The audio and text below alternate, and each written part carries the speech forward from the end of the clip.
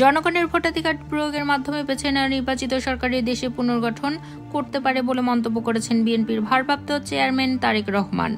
রোববার সামাজিক যোগাযোগ মাধ্যম এক্সের পোস্টে তিনি মন্তব্য করেন।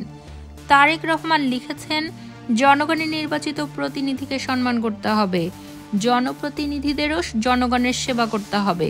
উভয় পক্ষকেই সরকারের সক্রিয়ভাবে যুক্ত হতে হবে, যাতে সবার জন্য সমতা, অংশগ্রহণমূলক ও উন্নয়ন নিশ্চিত করতে পারে বাংলাদেশ।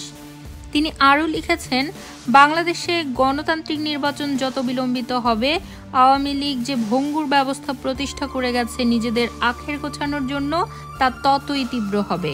সমাজে জনস্বাস্থ্য, শিক্ষা ব্যবস্থা, কৃষক যে সমস্যার মুখোমুখি, ব্যবসা যে চ্যালেঞ্জের মুখে, বিচার বিভাগের এবং সরকারি কর্মক্ষেত্রে যে রাজনৈতিক পক্ষপাতিত্ব বিদ্যমান, তাতে আমরা একটি উন্নত বাংলাদেশ গড়ার পথে এগোতে পারব না।